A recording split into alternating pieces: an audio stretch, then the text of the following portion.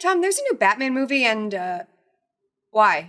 Okay, so basically, I'm gonna need to know which Batmans you've already acquainted yourself with. What do you mean? Well, have you seen the silly Batman, the goth Batman, the gay icon Batman, the even gayer icon Batman, the too serious Batman, the way too serious Batman, the theatrical cut of the Justice League? Let's say that it's none of them, so where does that leave us? Well, there's a lot more to Batman to explore than we've seen in the 6 different motion picture incarnations, the comics, the cartoons, the television series, the 1940 serials, and the Tiger handheld electronic games. With nearly a century of backstory and dozens of iterations, fans want a concrete, cornerstone version of the character's history represented on the big screen. Oh, okay, like what? Well, take his origin story, for example. In the movies, it's a mess. Depending on which Batman series you're watching, Bruce Wayne either watches his parents get shot, watches his parents get shot, watches his parents get shot, or his parents get shot while he watches. I can see how fans would want some clarification on that. It's all pretty metal, and it begins the story of an 8-year-old boy who thought, I want to punch everyone that makes me mad without consequences, and then he grew up to do just that. He sounds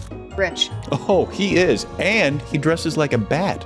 Why does he dress like a bat? Because he loves bats. Okay, why does he love bats? Well, for the same reason most people love their stepdads, because he's scared of them. Oh. Speaking of stepdads, Batman has this butler that raises him, who either used to be a Nazi hunter and international vigilante, or just likes making Batman cold soup. Oh my god, I know him, Alfred the Butler. He's the one played by John Cleese, right? He's not, and nobody's ever been able to give me a good explanation as to why. But in any case, Batman builds a multi-million-dollar hideout under his mansion, replete with character-specific iconography. Oh, is that how the world figures out his secret identity? He hires a bunch of contractors to build a Batman-themed military base under the most famous house in the city? No, apparently a group of near-mercenary construction workers learned the identity of a world-famous vigilante, and not one of them trades that information to the Penguin for money. I get that. My uncle the electrician helped build the moon landing set in Stanley Kubrick's guest house, and he hasn't told anybody about that. So what does Batman keep in his secret base? All sorts of shit. The Batmobile, Nice. the Batboat, Metal. the Batcopter, Oh, hell yeah. a little boy. Oh, very nice. Wait, what?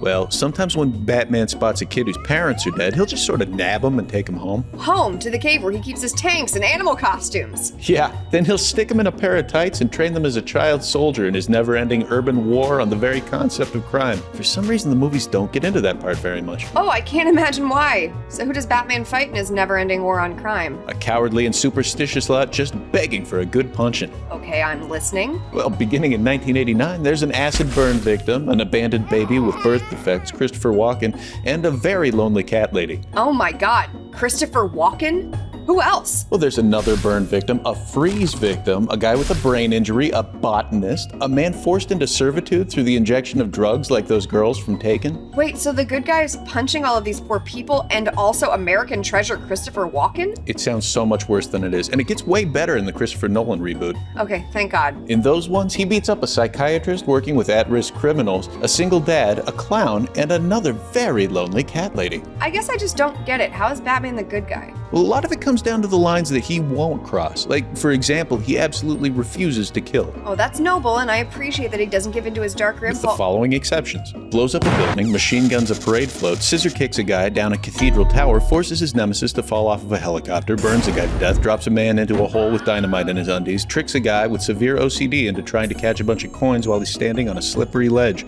That one time he tries to stab Superman to death. And of course, when he explodes a monastery full of people in order to illustrate his unwillingness to kill. I might be missing a few. What the fuck? Whatever, it's for kids. Okay, so just to be clear, we've had silly Batman, goth Batman, Batman with a much younger roommate for whom he bought a motorcycle, serious Batman, way too serious Batman, and that's just the stuff from the big screen movies. That's correct. Okay, so what does the new Batman bring to the table? 2 things. First of all, this movie is much longer. Uh-huh. And second, in this one, he watches while his parents get shot. Hey, this is Tom from OK So Basically. Thank you so much for watching the video. You made it all the way to the end. I can't imagine what that would have been like for you. If you want to experience it again, though, there's a like button and a subscribe button. They're both right down there.